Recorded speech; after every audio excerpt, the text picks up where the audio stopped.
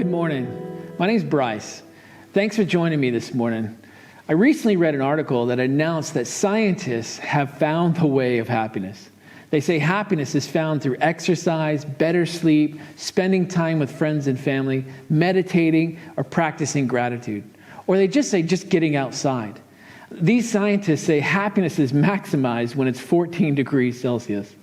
Well, good thing God makes it simpler for us.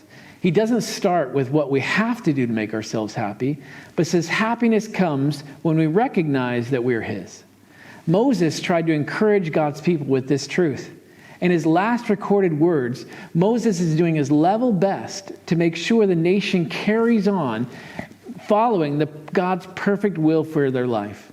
He was all too aware of their propensity to corrupt themselves and fall short of what God intended for them. It's awesome when we realize that God often has far more for us than we can even imagine. In Deuteronomy 33, Moses calls them Jeshurun and then says, "Happy are you, Israel. Who is like you? A people saved by the Lord, the shield of your help and the sword of your majesty." Jeshurun.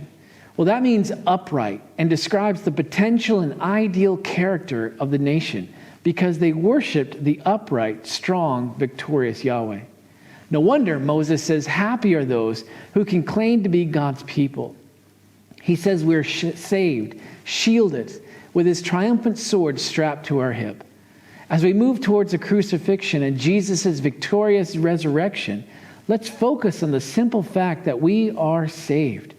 The creator of the universe stepped out of heaven to live a sinless life and gave his life for us.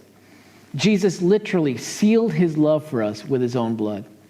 This incredible sacrifice removes the guilt and weight of sin that so easily makes us stumble into negative thought patterns or activities that never lighten the load. A relationship with God is where true joy begins.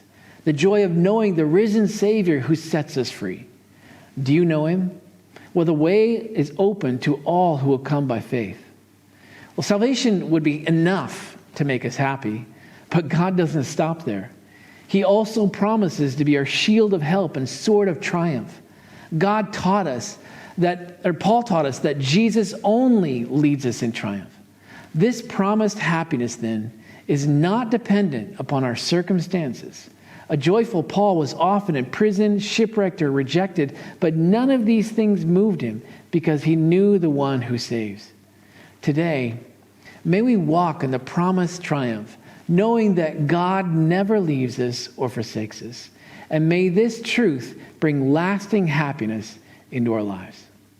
God bless you.